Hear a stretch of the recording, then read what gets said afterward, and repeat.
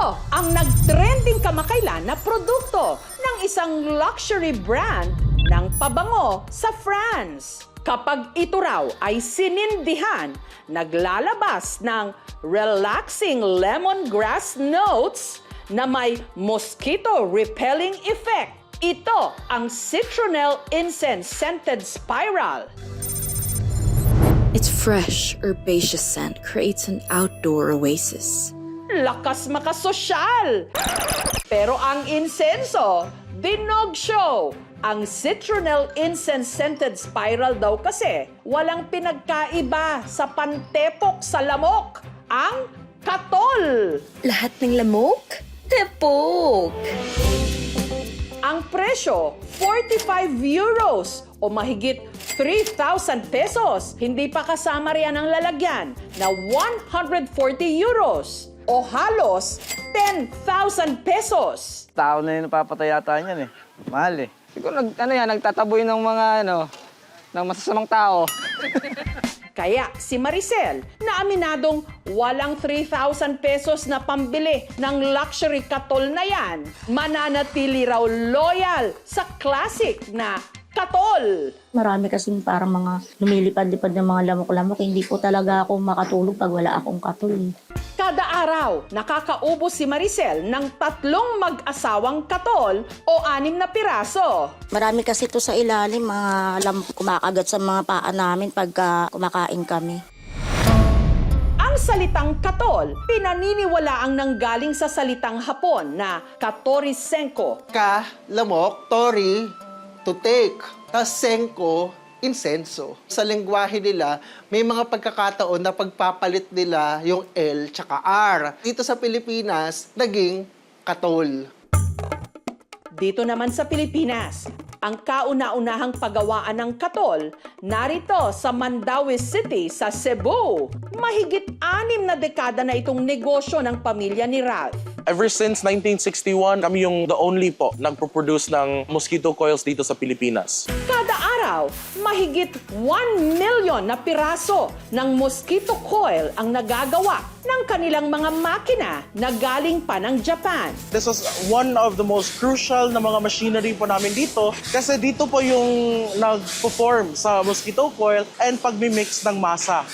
Sa paggawa ng katol, pinaghalo-halo muna ang mga sangkap katulad ng pinulbos na baon ng nyog o coconut shell powder at yung tinatawag na onggok flour. Ito yung nagbabind ng mga premix powder or yung mga liquid. Ang nagsisilbi raw talagang pantaboy ng lamok, ang sangkap o kemikal na kung tawagin, methofluothrin. Nung pinaghalo-halo ang mga sangkap at naging dough, isinalang sa stamp machine, hinulma na maging spiral ang hugis. Sunod na pinatuyo ito sa drying machine. 6 to 8 hours of drying time. Ang challenge sa paggamit ng mosquito coil kung paano paghiwalayin ang mag-asawang katol. Index finger below, on the opposite side. Your non-dominant hand po, take your thumb at ilagay mo sa taas ng katol. Isa-slide ko ganyan para ma-loosen. At ipipinch ko ng ganyan.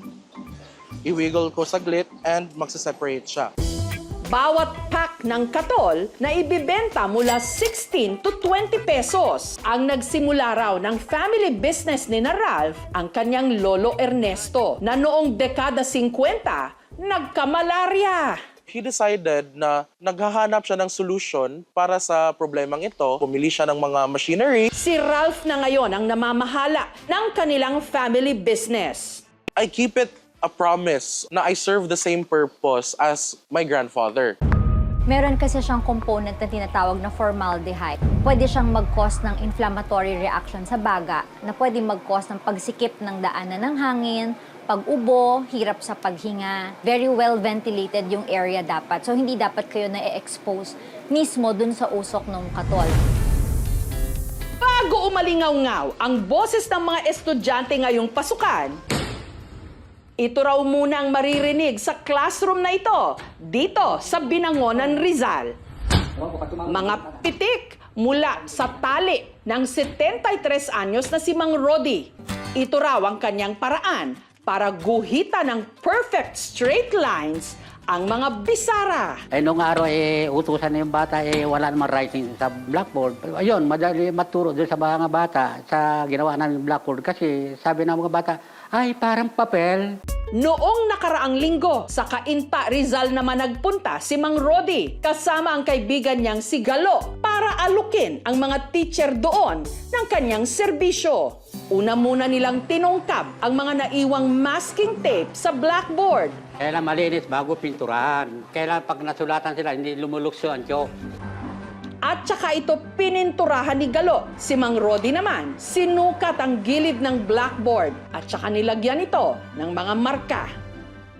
Sunod nilang ibinabad ang tali sa lata ng pintura at saka nila ito pipitikan. Bakat ngayon. Yan. Pitik with soft moves. Yan.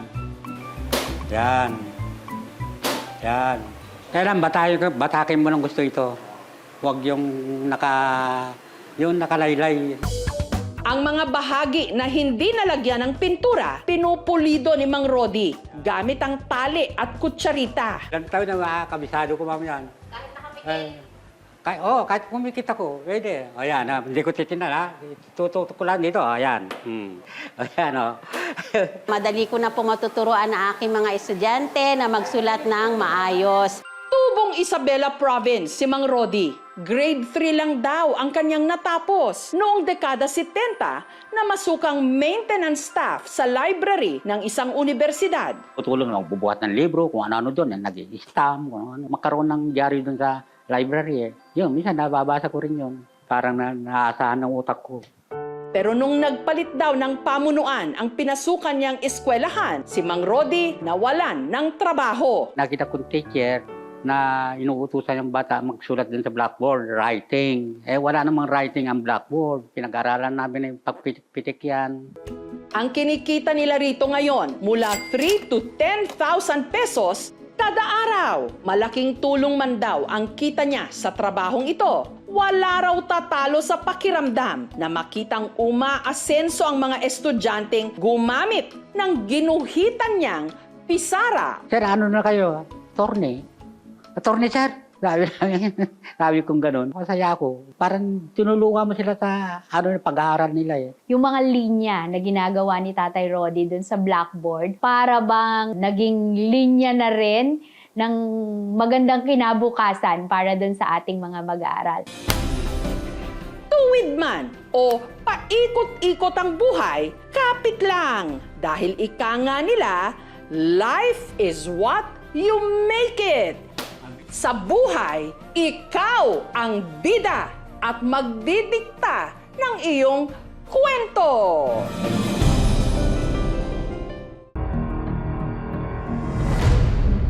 May mga tigyawat na kayang takpan ng make-up. May mga tigyawat na kayang pagtakpan ng filter. Pero paano kung ang natabunan nito halos buong mukha mo na? At dahil dito, unti-unti ka na ring nawawalan ng mukhang maihaharap sa mundo. Ganito ang pinagdaanan ni Rai. Matapos ang isang masakit na breakup, mas tinubuan daw siya ng napakaraming tigyawat. Sobrang na-stress din po ako noon. I feel like alone, na akala ko po mag-isa ako noon. Mga namumula at nagkanana pa. Bakit daw po ganito yung mukha ko? Parang inaagnas na. At hindi nag-iisa si Rai sa ganitong klase ng problema. Paano nila nalagpasan ang kanilang insecurities at naibalik ang kanilang kumpiyansa sa sarili? Mag-skincare reveal na! Mga tigyawat o acne, paano ba maawat?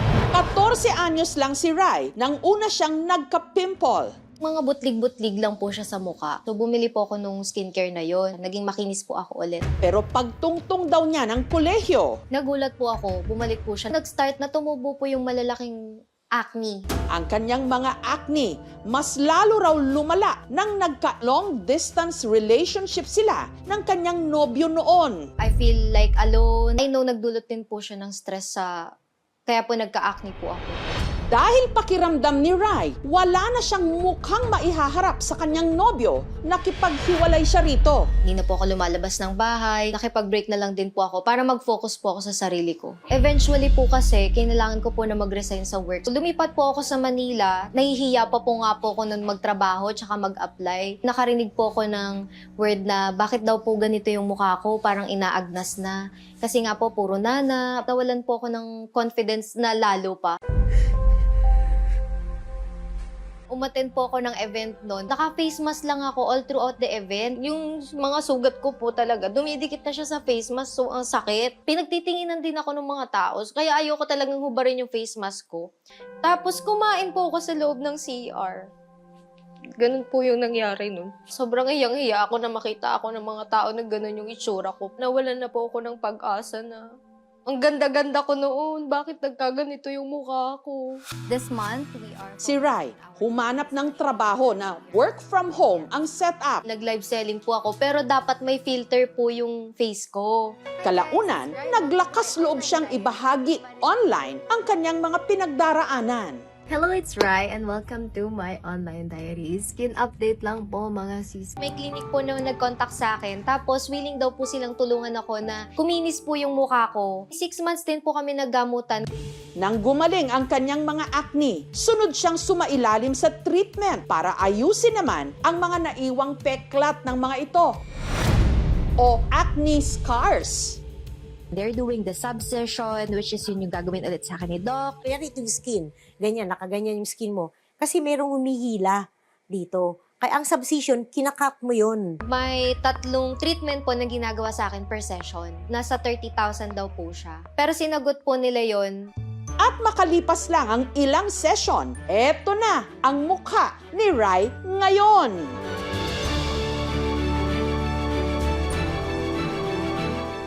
Hindi na po siya ganun kalala. Sobrang saya ko po. Nawala po yung insecurities ko. Mas naging confident pa po ako.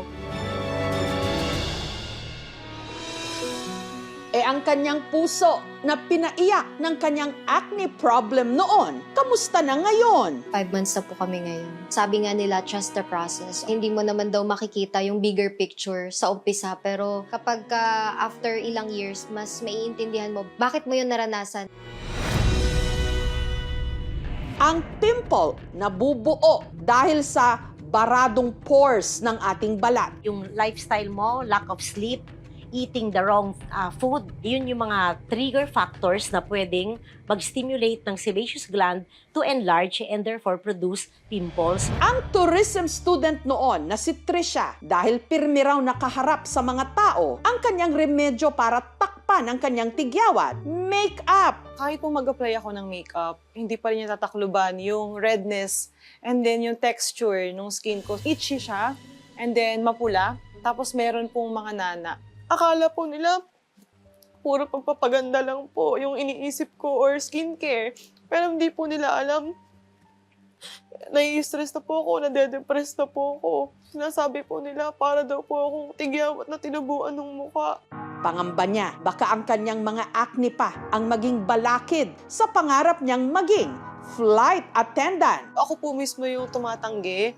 Kasi parang feeling ko, hindi ako magiging good enough para dun sa isang position na yon. Takot po ako sa judgment ng mga tao. Nagpatingin din si Trisha sa dermatologist. Ang binigay niyo na po sa akin is yung isotretinoin and then other treatments like acne extractions. Eto na, si Trisha ngayon. Maas na agad yung confidence ko and ngayon po nagtatrabaho po ako sa isang 5-star hotel. Isa po akong receptionist sa isang restaurant. Ang tiga Rodriguez Rizal na si Kennard, ang malaking pagkakamali raw niya, tinitiris niya ang kanyang pimples. Nagkaroon po ako ng acne noong December 2021. Kinutkot ko po yung acne ko, kaya po siya namaga. Hanggang sa halos buong mukha na ni Kennard, tinubuan ito. Tinatawag po nila akong pinya, parang mukha ko, maraming mata. I tried to hide myself po. Tinakpan ko po yung mga salamin sa bahay. Ayoko pong nakikita yung reflection ng sarili ko. Batid ni Kennard na hindi pwedeng hayaan lang niyang ganito ang kanyang itsura. Nag-search po ako ng tamang skincare para sa skin type ko. Minaintain ko po siya ng halos 1 taon at dun po umayos yung mukha ko. Si Kennard naging consistent sa kanyang skincare hanggang sa hindi na lang niya namalayan, bumalik na ang kanyang dating glowing skin. Lumakas po yung self-esteem ko. The way na ang light na ng araw-araw ko. Pag tumitingin ako sa salamin, hindi na siya stressful. Balik na rin siya sa pag-flex ng kanyang selfies online. Confident! Iniiwasan ko rin po ngayon yung pagpupuyat dahil malakas din po talaga siya maka-acne. I am more than my outside appearance. Don't lose hope kasi mawawala rin po yan. Kahit na marami kang tigyawat, just know na you are worth it and you are beautiful. Mukha na tinubuan ng tigyawat o tigyawat na tinubuan ng mukha. Yan ang masasakit na salitang narinig ng mga dumaan sa ganitong problema. Pero sa likod ng bawat peklat, may kwento ng laban, tiyaga at pagbangon. Huyo kayo ngayon! Thank you for watching, mga kapuso. Kung nagustuhan niyo po ang videong ito, subscribe na sa GMA Public Affairs YouTube channel. And don't forget to hit the bell button for our latest updates.